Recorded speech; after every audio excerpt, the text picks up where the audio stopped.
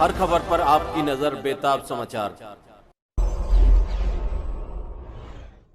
दिल्ली सरकार ने शराब नीति में परिवर्तन किया है, तो इस पे आप क्या कहना चाहेंगे? जिस तरह से मुख्यमंत्री महोदय और उप मुख्यमंत्री दोनों के दोनों ये कहते हैं कि शराब माफियाओं पे अंकुश लगेगा, मैं समझता हूँ इससे और भ्रष्टाचारी व्याप्त होगी। जिस तरह से इन्होंने 25 साल पीने की और ख़रीदने की उम्र घटा करके 21 साल की है, इससे पूरी दिल्ली में जो यूथ है, पूरी दिल्ली में का जो युवा है, जिसको इनको धंधे देने चाहिए थे, रोज़गार की बात करनी चाहिए थे।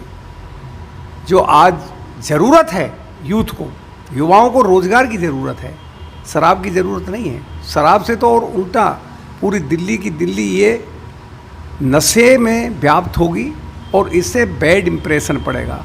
आज पूरा का पूरा युवा अपने आप को ठगा महसूस कर रहा है और उन्हें लग रहा है कि ये जो सरकार है केवल अपना राजस्व बढ़ाने के लिए पूरी दिल्ली को शराबी की तरह घोषणा कर रही है।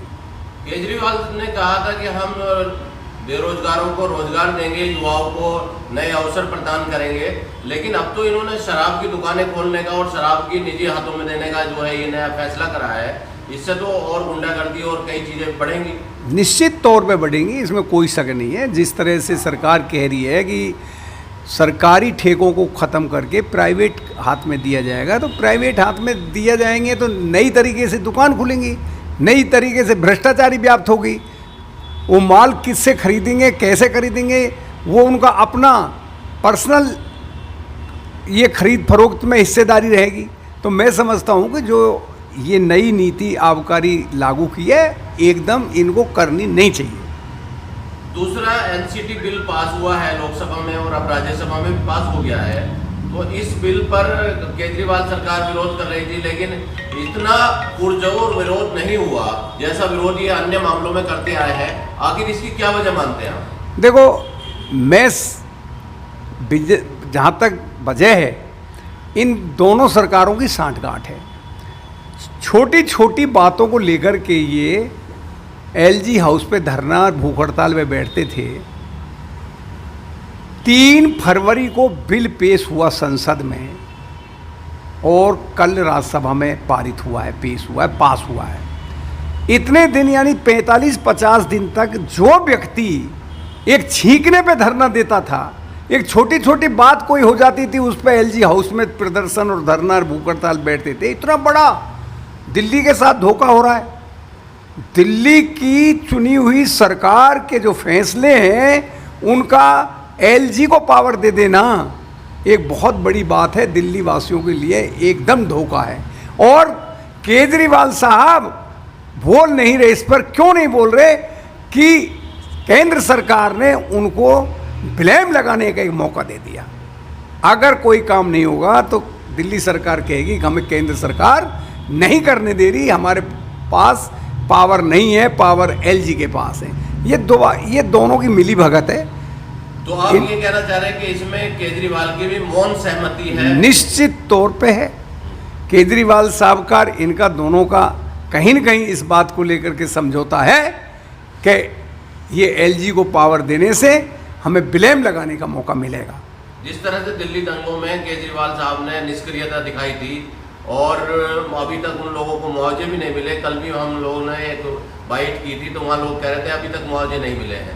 तो ये केंद्र सरकार और दिल्ली की सरकार ये क्या आपस में मिले हुए हैं? बिल्कुल निश्चित तौर पे। मैं तो बहुत पहले से ये बात कहता आ रहा हूँ कि इनको तो केवल एक ही बात है कि कांग्रेस कमज़ोर कैसे हो, उस बात को लेकर के ये दोनों सरकार एक हैं और ये कहीं न कहीं इस बात का बहाना ढूंढ के ये काम करती हैं। सरकार तो भिन्न भिन्न रही हैं।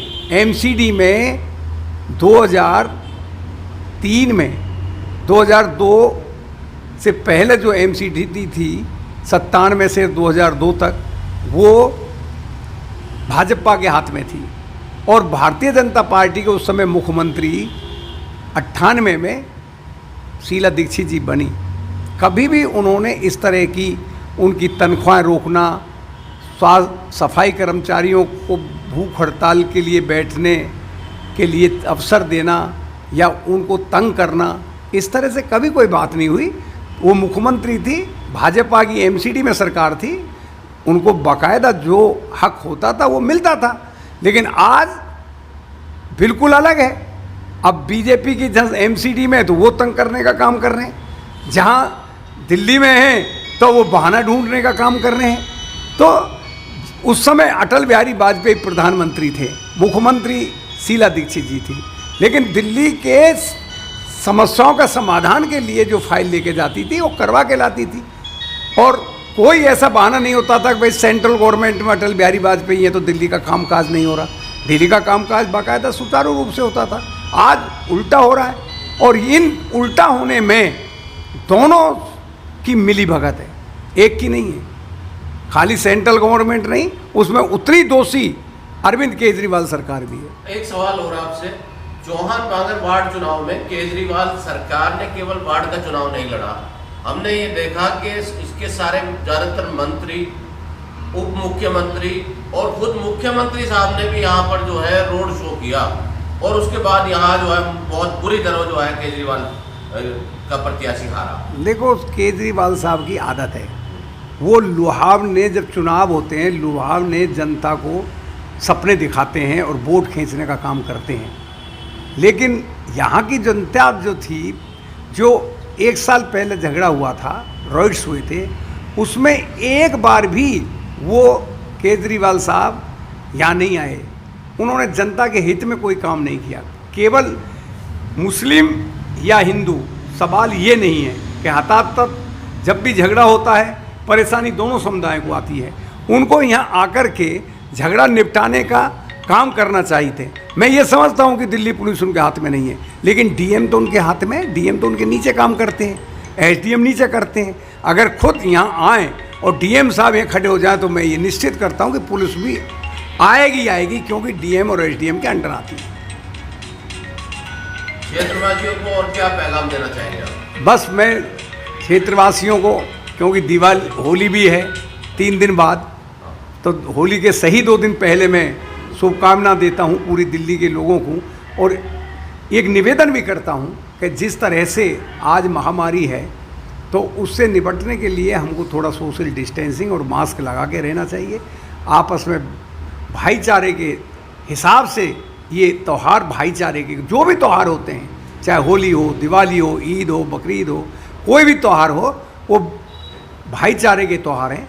हमें मैसेज देना चाहिए कि कहीं भी हमें इस तरह का माहौल नहीं क्रिएट करना चाहिए जिससे हमारा देश की एकता, अखंडता को कोई प्रभाव पड़े और भाईचारा बिगड़े। हमारे चैनल को सब्सक्राइब करें और बेल आइकॉन भी दबा दें ताकि आने वाली वीडियो सबसे पहले